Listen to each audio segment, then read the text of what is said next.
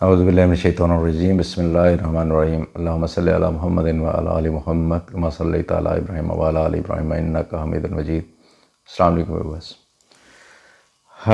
Media जो है ये जिस तरह दूसरी इंडस्ट्रीज़ हैं, हमें कुछ टाइम लगा ये समझने में, क्योंकि हमें जो दिखाया गया, जो पढ़ाया गया, जो सिखाया गया, जो कहा गया, हमने उस पर एतबार किया।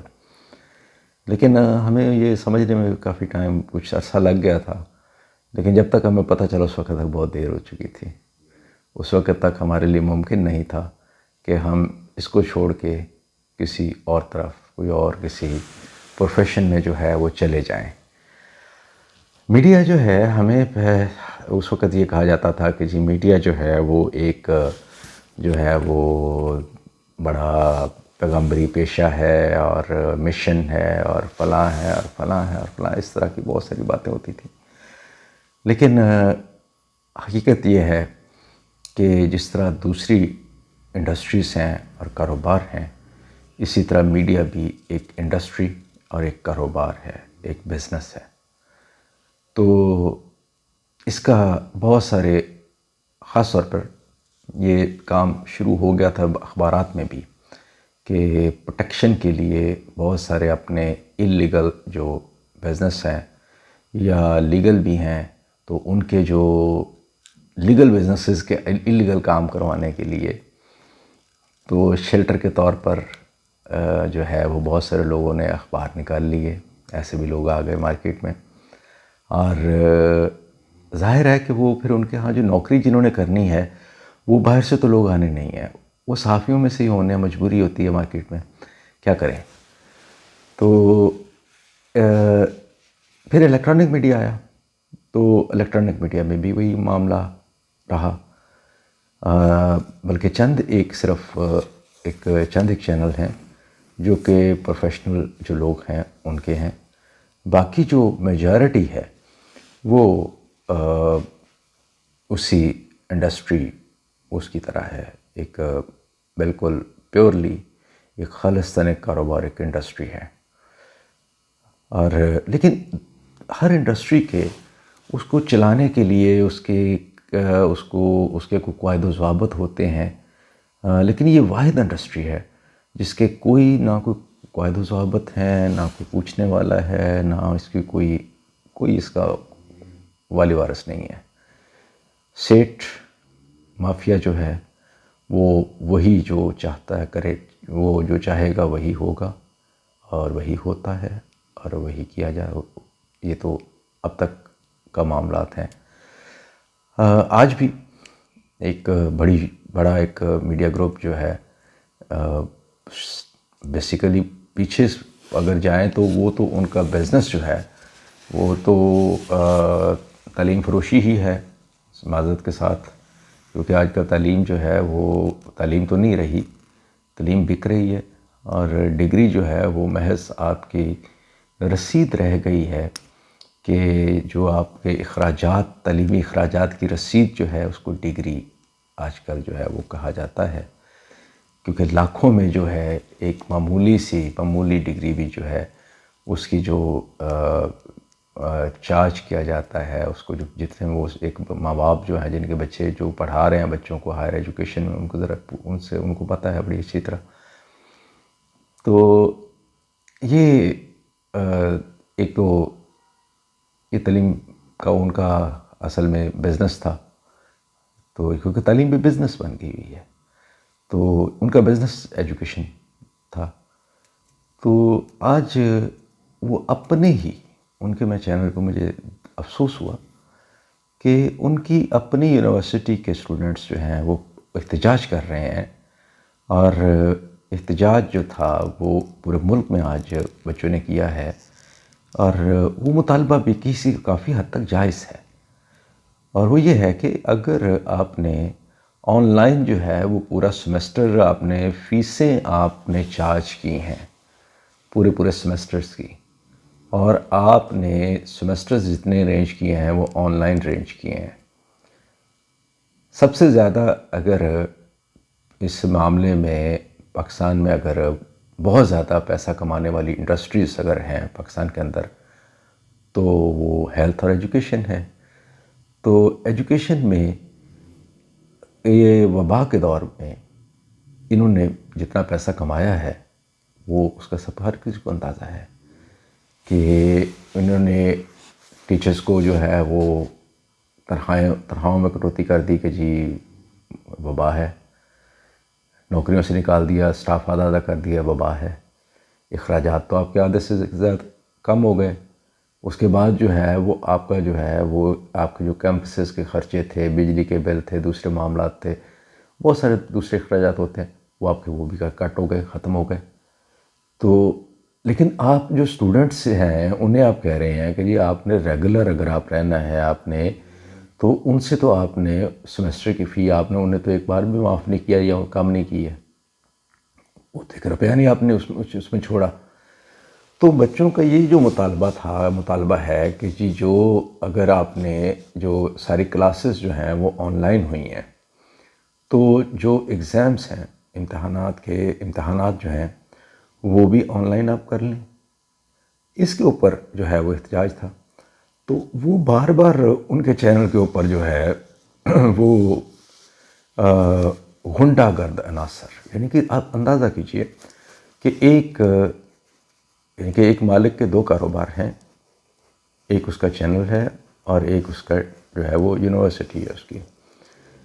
तो वो अपनी ही यूनिवर्सिटी के तालिब इल्मों को अपने चैनल के ऊपर गुंडागर्द अनासर करवा रहा है।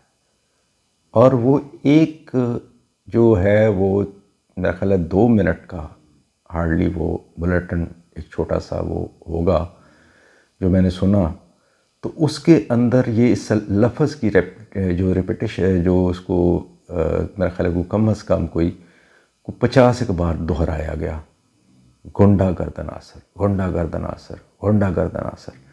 गर्दान थी एक।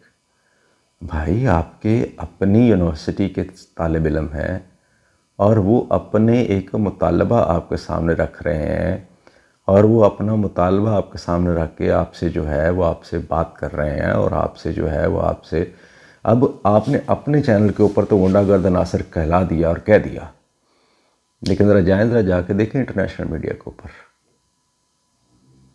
तबीयत साफ़ हो जाएगी आपकी। क्या लिखा उन्होंने?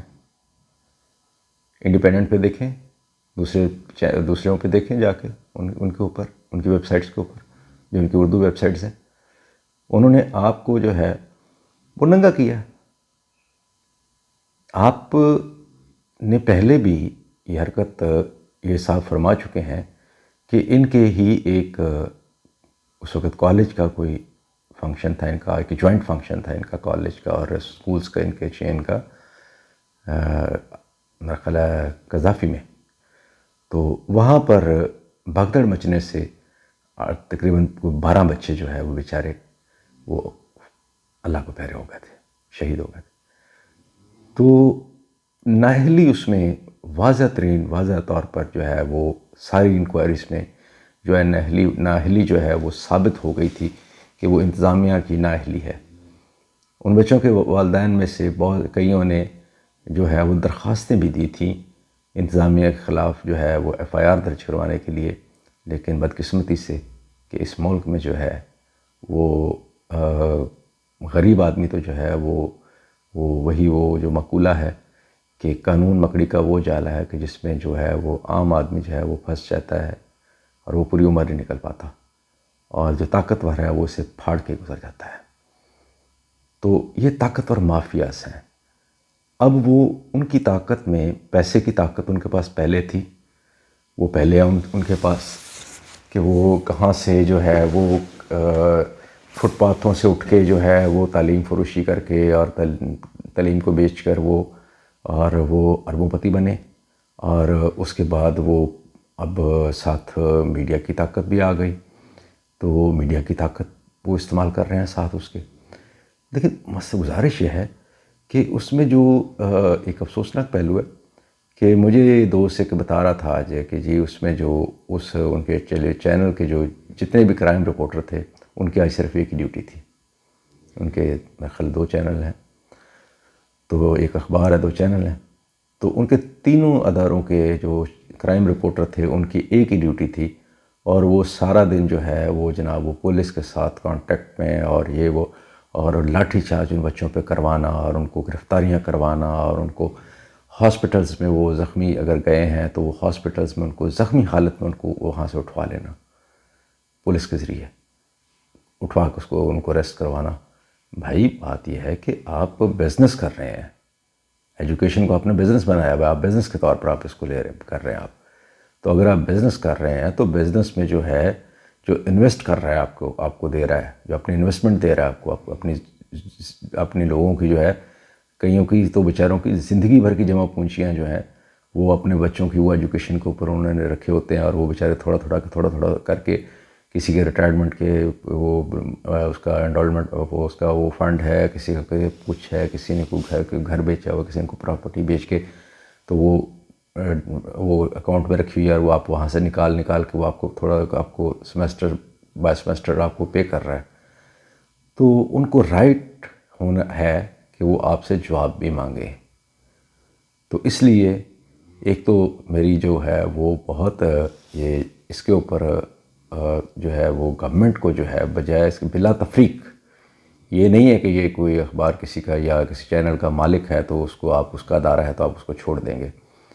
इसकी बिला तफरीक जो है इसकी जो है वो होनी चाहिए, और पुलिस के ऊपर तो बिल्कुल इतबार नहीं किया जा सकता। तो अगर वो मैनेज कर सकते हैं, हमारे ही दोस्त हैं बदकिस्मती से वो जो क्राइम करते हैं, क्राइम की बीट, तो अगर वो उनको इस्तेमाल करके अगर वो इस तरह से उनसे काम ले सकते हैं तो वो उसको रिवर्स भी करवा सकते हैं उन मामलात को, उनको दाखिल दफ्तर भी करवा सकते हैं। जो भी इंक्वायरी आप पुलिस को कहेंगे कि आप पुलिस को इंक्वायरी कर देंगे तो पुलिस को इसको ना दें, इसकी जो है वो कोई ज़्यादा इसकी करवा लें, इंक्वायरी करवा लें। कम से कम जो है ये जितना ताकतवर माफिया है इसके लिए कम से कम हाई कोर्ट का जज जो है उससे इंक्वायरी करवाई जानी चाहिए, इससे नीचे नहीं होनी चाहिए। इसकी बाकायदा इंक्वायरी करवाएं इसकी। और इनके जो है सासाजात हैं, नैब जो है वो ज़रा इनके सासाजात को भी देखे, वो ज़रा ये जो मीडिया मालकान हैं इनके सासाजात को भी देखे, और इसके अलावा इनकी उन फाइलों को भी चेक किया जाए जो इन्होंने लाइसेंस लेते वक्त जो है वो जो इन्होंने जो फॉर्म और दरख्वास्तें जो दी थी और उसके साथ जो इन्होंने डॉक्यूमेंटेशन उनके डॉक्यूमेंट्स लगाए थे, ज़रा उनको भी देखें ज़रा कि उसके अंदर कितने % जाली हैं और कितने % असली हैं। ज़रा इन मामलात को भी ज़रा थोड़ा सा जो है, ये कोई हमला नहीं है, ये मैं एक बतौर जर्नलिस्ट जो है और ट्रेड यूनियन में एक मैं उसमें मैं भी एक ट्रेड यूनियन में भी मेरा एक रहा है रोल, तो मैं ये बड़ी ज़िम्मेदारी के साथ ये बात कर रहा हूँ कि इसमें कोई आज़ादी सहाफ़त के ऊपर हमला नहीं है। इसमें सिर्फ जुर्रत की ज़रूरत है जो कि फ़िलहाल हुकूमत में जो है, बल्कि हमें तो आज तक किसी हुकूमत में नज़र नहीं आई, हत्ता कि मुशर्रफ हुकूमत में भी जो है वो हम बड़ा उसको ताकतवर हमें, लेकिन उसमें भी वो हमें नज़र नहीं आई थी, क्योंकि हमें कुछ उम्मीद बंदी थी कि हमारे कुछ दिन बदलेंगे और हमें कुछ हमारे भी हक़ मिलेंगे, हुकूक मिलेंगे, सहाफ़ियों को भी, वर्कर्स को भी। लेकिन वो भी इस जो मालकान का जो इस ये ताकतवर माफिया है वो भी उसके सामने जो है वो घुटने टेक गई थी। तो इनसे तो हमें जो है वो इतनी ज़्यादा तवक्कुआत तो नहीं है, लेकिन फिर भी ये एक मेरी इनसे एक गुजारिश है कि ज़रा आप इनके जो इनके भी सासाजात हैं उनको भी चेक किया जाए, और जिन डॉक्यूमेंट्स के ऊपर इन्होंने लाइसेंस लिए हुए हैं उन डॉक्यूमेंट्स, उन फाइल्स को भी रीवेरीफाई करवाया जाए। और तीसरे नंबर के ऊपर ये जो टैक्स कितना पे करते हैं ये भी ज़रा कौम के सामने लाया जाए, ये फ़ीसें कितनी चार्ज करते हैं, और जो जाली ट्रस्ट बनाए हुए हैं वो भी ज़रा सामने लाए जाएं। और इसके अलावा ये जो आज वाक़यात हुए हैं इनकी इंक्वायरी करवाई जाए, और जो स्टूडेंट्स जो हैं उनके पूरे जो पिछली जितनी भी उन्होंने फ़ीसें पे की हैं उनको वापस करवाई जाए। वो अगर इस तरह से कर रहे हैं, आप आज बच्चों के साथ आप ये कर रहे हैं, कल बच्चों बेचारे जो मुल्क का मुस्तकबिल जिनको आप कहते हैं, यार आप उनके साथ ये कर रहे हैं, आप उन्हें गुंडागर्द नसर कह रहे हैं, आप उन्हें दहशतगर्द नसर कह रहे हैं अपनी ही यूनिवर्सिटी के बच्चों को। तो ये इंतहाई शर्मनाक रवैया है। ये जितनी भी मसम्मत इसकी की जाए वो कम है। ये कोई तरीका नहीं है कि आप इस तरह। और इसके अलावा जो है वो जो ट्रेड यूनियंस हैं उनकी बहाली और स्टूडेंट यूनियंस उनकी बहाली ये बिल्कुल होनी चाहिए। और ये प्राइवेट यूनिवर्सिटीज़ में भी ये होनी चाहिए। और उसका जो तरीक़ाकार जो हो बिल्कुल शफाफ होना चाहिए। उसमें ये नहीं होना चाहिए कि वो मालकान के जो टाउट हैं या जो मालकान के जो दलाल हैं वो जो है वो यूनियंस चलाएंगे।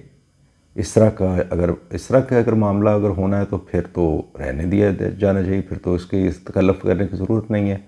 लेकिन अगर वो आज़ादाना तौर पर और वाकई हकीकतन नुमाइंदा तंजीमें कायम करें तो वो बहुत ही अच्छी बात होगी। इसके साथ ही मैं आज इजाज़त चाहूँगा। अब तक के लिए इतना ही। इजाज़त दीजिएगा। रब्बना आतिना फिद दुनिया हसना व फिल आखिरति हसना व क़िना अज़ाबन नार। खुदा हाफ़िज़।